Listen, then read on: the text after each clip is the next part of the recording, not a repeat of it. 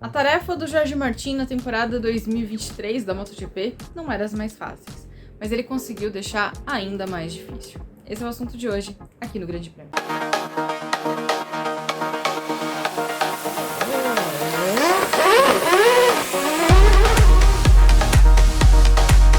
Se você acompanha a MotoGP, você tá ligado que a gente nunca teve, na era da MotoGP, nenhum piloto de equipe satélite que conseguiu ficar com o título.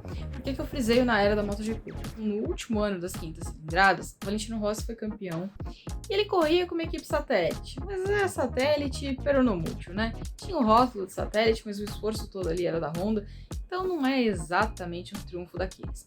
Mas na era da MotoGP, que começou em 2002, isso nunca aconteceu. Os títulos sempre ficaram com os pilotos de fábrica. Só que nessa temporada, a gente tem ali um Jorge Martin que tá tentando abocanhar o bicampeonato do Francesco Bagnaia. E as coisas estavam bem favoráveis para ele, porque desde lá do GP da Catalunha, o Pecco não vinha na melhor das fases. Ele acabou perdendo muitos e muitos pontos, a vantagem dele chegou a ser maior do que 60 pontos, e aí caiu para menos de 5, e as coisas foram complicando para ele. Só que na Austrália, o jogo virou, e virou a favor do campeão vigente. E por quê? Porque Jorge Martin decidiu que era bacana tentar inventar a roda. Mais ou menos isso, né? Ele escolheu correr a corrida inteira da Austrália, porque se você não ficou ligado ali no que aconteceu, a previsão do tempo na Austrália era bem ruim. Tinha chuva forte, tinha previsão de chuva, de vento, especialmente pro domingo. Então, ainda na sexta-feira, a MotoGP anunciou uma mudança na programação, passando a corrida principal pro sábado, no horário da sprint, e deixando a sprint pro domingo. Decisão acertadíssima, porque afinal a corrida de domingo é a corrida mais importante, é onde são distribuídas a maioria dos pontos. Então, se alguma prova deveria ser cancelada, deveria mesmo ser a sprint. Então, ponto para a MotoGP que cravou nessa decisão. A sprint, aliás, acabou nem acontecendo, né? Porque tava uma ventania desgraçada e aí não dava para correr daquele jeito. Não deveriam, inclusive, ter corrido Moto3 e Moto2, tá? Mas a dona MotoGP de vez em quando fazendo umas coisinhas incompreensíveis. Mas no caso do Grande Prêmio do sábado, o Jorge Martin foi um dos únicos 3 pilotos que apostou em fazer 27 voltas com um pneu macio na traseira. A diferença importante é que os outros 2 não estão brigando lá por muita coisa. Mas ele briga pelo título mundial. E aí só tinha ele de pneu macio. Mas vamos lá, ele fez uma baita largada, dominou a corrida, disparou na ponta, abriu mais de 3 segundos de frente, tava tudo indo muito bem. Até a última volta. Se a corrida tivesse 26 voltas, tava tudo feito. Mas tinha 27 e aí na última ele foi engolido pelo pelotão. Porque enquanto ele tava lá passeando na ponta da corrida, a briga pelo segundo lugar foi muito mais quente. E envolveu ali Pecco Bagnaia, Fábio Di Giannantonio, que melhorou consideravelmente depois da demissão, o Johan Zarco e o Brad Binder. Aí eles estavam ali, né, trocando posições. O Binder passou boa parte da corrida na segunda colocação, depois foi alcançado pelo resto. E aí eles acabaram chegando no Martin. E do jeito que eles chegaram, eles passaram. Todos. E o Martin acabou em quinto. Nesse cenário, o que aconteceu? A diferença do Pecco subiu para 27 pontos.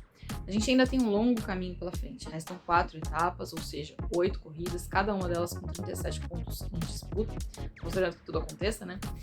Então ainda tem um chão aí pro Martin conseguir recuperar esse terreno. Só que, vamos lá, ele tá lidando com um cara que é mais experiente do que ele, né? O Pecco tem aí um título mundial na bagagem, já tá no 5º ano dele de MotoGP, então tá brigando com alguém que tem mais experiência do que ele e tá brigando com o poder da fábrica. Ah, mas a moto é igual. É verdade, a moto é igual. O que muda nesse caso é a operação da equipe. A Ducati tem mais experiência em fazer campeões do que a Pramac, ainda que a Ducati só tenha 2 campeões na história dela, o próprio Pecco e o Casey Stoner lá em 2007. Mas se a gente olhar a história, né, da MotoGP, o cenário é muito mais favorável ao Pecco. Afinal, ele já fez isso no ano passado. E no ano passado ele fez de uma maneira um pouco diferente, né, tendo que recuperar um caminhão de vantagem. O próprio Pecco disse nesse fim de semana que ele tem muito mais a perder do que o Martin, porque ele tem o número 1, ele é o campeão vigente e é ele que tem a responsabilidade de correr por uma equipe de fábrica. O Martin, ainda que tenha a melhor moto do grid, ele corre livre dessa pressão, porque não é ele que tem a responsabilidade de ganhar. Não é ele que carrega esse peso de, olha, amigo, você tem uma bela moto, a melhor moto do pedaço, vai lá e ganha o campeonato. A responsabilidade não é dele. Então ele tá livre disso. O Pecco até chegou a dizer que o Martin, ganhando ou perdendo, ele já vai ser um herói, porque o que ele tá fazendo nesse ano é impressionante. E é verdade. Só que ele cometeu um erro capital no momento em que ele não podia ter cometido. Essa fase ali de Ásia e Oceania do campeonato é sempre muito importante, porque primeiro que de tudo acontece, acho que vocês já conseguiram reparar, né? Não só por esse ano, mas pelos outros todos. É uma fase onde muitas coisas acontecem, é uma fase que acaba sempre sendo muito decisiva, às vezes pelas razões erradas, né? A gente às vezes tem lesão, que acaba mudando ali as coisas no campeonato, mas é uma fase muito importante e de muitas corridas seguidas. Então você não pode dar brecha, né? O Martin tava ali numa situação que ele só tava sangrando o Pecco, E aí, de repente, o Pecco foi lá e estampou a sangria. O Martin precisava responder à altura. E ele não conseguiu. Ele tinha forma para conseguir. Ele tava rápido, ele tinha ritmo de corrida, ele tinha tudo para conseguir devolver, né, a reação do Pecco e tentar conter por ali. Mas ele não conseguiu. Ele errou na escolha de pneu e aí permitiu que o Pecco xilingasse de novo. Significa que tá tudo perdido pro Martin? Não, não significa. Mas significa que o cenário agora fica um pouco pior para ele. Ainda mais porque o Pecco tá confiante para as próximas fases, porque ele entende que as próximas corridas são mais favoráveis a ele. O Mundial agora vai para Tailândia, que também é uma daquelas corridas onde tudo pode acontecer, tem clima, tem tudo.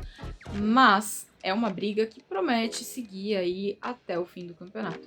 Só que agora, com muito mais dificuldade pro Martin. Ele tem batido no peito, falado que ele é mais rápido, que ele é isso, que ele é aquilo. Tudo isso é verdade, mas não pode cometer o tipo de erro que ele cometeu nesse fim de semana. Nem ele e nem a Pramac. Me conta aí, quem é teu favorito para levar esse título?